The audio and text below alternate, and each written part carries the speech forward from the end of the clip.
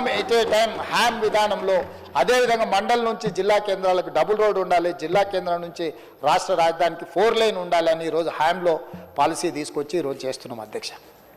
ఒక పాలసీ చేయాలంటే మీకు తెలియదు అధ్యక్ష ఎంత సమయం పడుతుందో, ఎన్ని రకాలుగా మనం చూసుకోవాలో. ఇలాంటి కలుషితమైన మనుషులు ఉండి ఏదైనా ఆరోపణ చేయాలని చేస్తుంటే ఈరోజు మేము తీసుకొస్తున్న విధానాలు మీకు తెలియదు అధ్యక్ష. హైదరాబాద్ నగరంలో ఔటర్ రింగ్ రోడ్డు లోపల గ్రామ పంచాయతీ ఉంది, మున్సిపాలిటీ ఉంది, మున్సిపల్ కార్పొరేషన్ ఉంది, జిహెచ్ఎంసీ ఉంది అధ్యక్ష. 4 రకాల పరిపాలన వ్యవస్థలు ఉంటే ఎవడు తోసినట్టు వాడు చేస్తుంటే దేనికి పొంతం లేకపోతే ఔటర్ రింగ్ రోడ్డును మొత్తాన్ని inside of outer ring road core urban reason అని తీసుకొచ్చి గ్రామ పంచాయతీలో, మున్సిపాలిటీలో, మున్సిపల్ కార్పొరేషన్లో అన్నిటిని ఒక యూనిట్ కింద తీసుకొచ్చి కోర్ అర్బన్ రీజన్ మొత్తం నెట్ జీరో సిటీ కింద కాలుష్యాన్ని నియంత్రించాలని 3000 ఆర్టీసీ బస్సుల్ని ఎలక్ట్రిక్ బస్సులను తీసుకురావాలని, ఎలక్ట్రిక్ వెహికల్స్కి 0 ట్యాక్స్.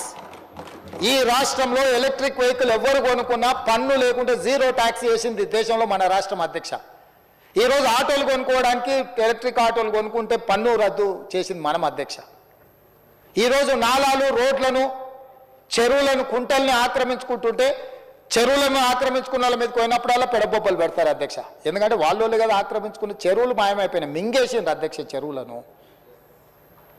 ఆ మింగేసిన చెరువులను పునరుద్ధరించాలని చేస్తే గగ్గోలు పెడుతున్నారు అధ్యక్ష వీళ్ళు. మొత్తం రియల్ ఎస్టేట్ పడిపోయింది అంటారు. చెరువులు ఉన్నాయని, చెరువుల దగ్గర ప్రాజెక్టులు కట్టినాయని, కట్టిన వాటిని మేము కూలగొట్టినవని అధ్యక్ష లెక్క తీరు. మీరు చేసిన దుర్మార్గం వల్ల డిమాండ్ అండ్ సప్లైలా 1 ఎకరాకి 5 లక్షల స్క్వేర్ ఫీట్ అనుమతులు ఇవ్వడంతో ఒక 25 ఎకరాలలో 3200 అపార్ట్మెంట్స్ వచ్చినాయి అధ్యక్ష. ప్రతి అపార్ట్మెంట్కి 3 కార్లు వేస్తే 10,000 కార్లు ఒక 25 ఎకరాలలో ఉంటున్నాయి అధ్యక్ష. పొద్దుగాల 9:30కి ఆఫీస్కి వెళ్ళడానికి అందులో 1/3 ఒక 25 ఎకరాలలో ఉన్న కార్లు రోడ్డు ఎక్కితే 3,500 కార్లు రోడ్డు ఎక్కుతున్నాయి అధ్యక్ష అరగంటలా. అట్లాంటి 30 వెంచర్లు ఒక దగ్గర ఉంటే 30 లక్ష కార్లు రోడ్డు ఎక్కితే అసలు ట్రాఫిక్ ఉంటుందా? ఈ అపార్ట్మెంట్స్కు తగ్గట్టు డ్రైనేజ్ వ్యవస్థ ఉందా? ఈ 3000 అపార్ట్మెంట్లలో ఒక్కొక్క అపార్ట్మెంట్లో 5 ఏసీలు పెట్టుకుంటే ఆ ఏసీలతో ఉత్పన్నమయ్యే కాలుష్యం ఎంత అని నేను అడుగుతున్నా అధ్యక్ష. ఎట్లా అధ్యక్ష, ఎట్లా ఈ నగరాన్ని సర్వనాశనం చేసి కమిషన్లు ఇస్తున్నారు? 10%, 20% కమిషన్లు తీసుకొని అనుమతులు ఇచ్చి ఇవాళ మొత్తం సర్వం.